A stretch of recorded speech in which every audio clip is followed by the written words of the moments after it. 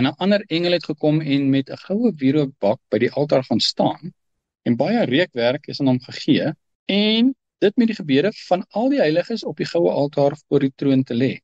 En die rook van die reukwerk het met die gebede van die heiliges uit die hand van die engel opgegaan voor God. Dis 'n gebeurtenis. Nou dink ek net, is daar van my gebede daar?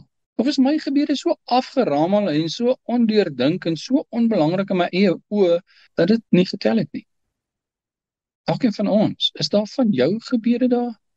En die rook van die reukwerk het met die gebede van die heiliges uit die hand van die engel opgegaan voor God. Dis 'n baie groot vraag. Is daar van my gebede? Bid ek? Kan ek bid? Het ek al gebid? Of is dit 'n formaliteit? Ek dink ons moet baie meer waarde heg aan gebed, maar dan natuurlik 'n opregte gebed, nie 'n opsê gebed nie. 'n uitgestorte hart voor hom. Kyk hoe is hierdie gebed van Hizkia opgeskryf en neergeskryf. Soos Werner ook sê, dis 'n getuienis eerstens, maar tweedens is dit so mooi om dit te sien, die verhoording. En hierdie gebed van Hizkia sal vir ewig bestaan.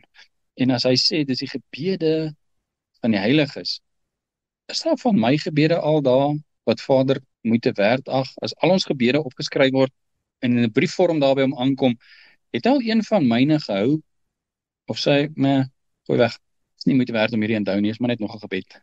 Ek dink al die wat ons aframel, wat ons net bid, ons Vader wat nie, ek gooi dit net weg. Maar Hizkia se in 'n berg, hy sê, hierdie ene wil ek hou. Dis maar soos 'n verliefde paartjie.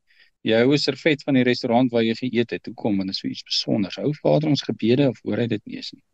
As ek nou kyk na die kronologie wat hier aangaan, hy sê, en 'n ander engel het gekom, vers 4, en die rook en die reukwerk het met die gebede van die heiliges, en die rook en die reukwerk het met die gebede van die heiliges uit die hand van die engel opgegaan voor God. En die engel het die wierookbak geneem en dit met vuur van die altaar volgemaak en dit op die aarde gegooi, en daar het stemme gekom, donderslae en weerligte en aardbewings.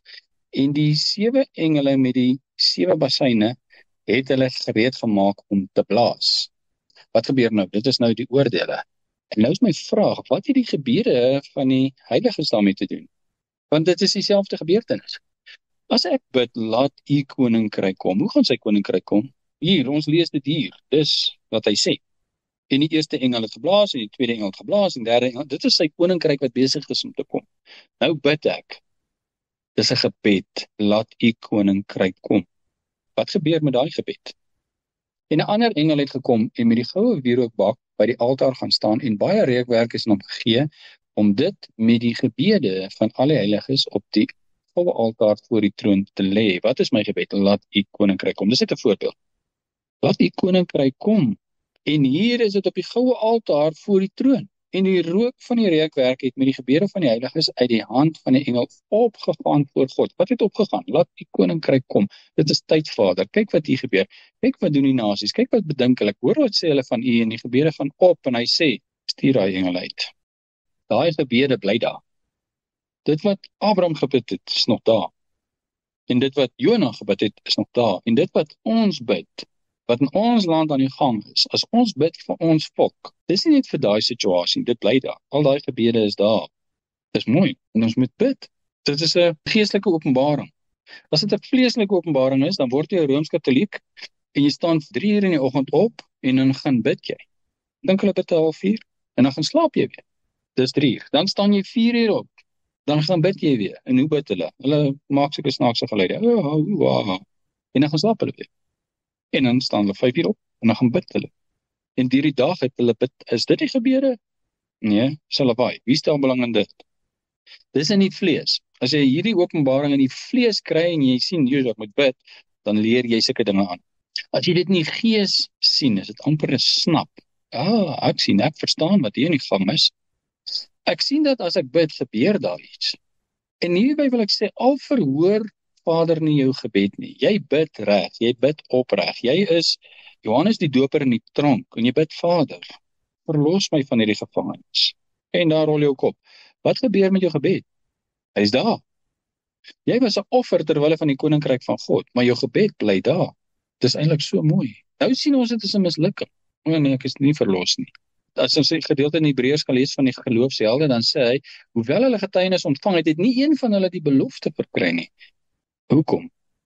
Want daar goed bestaan nog, dis iewerster, en dit gaan weer uitgehaal word. Hier wat ons lees, vers 3 van hoofstuk 8, en 'n ander engel het gekom met die goue wierookbak en by die altaar gaan staan, en baie reukwerk is aan hom gegee, om dit met die gebede van al die heiliges op die altaar van God te lê.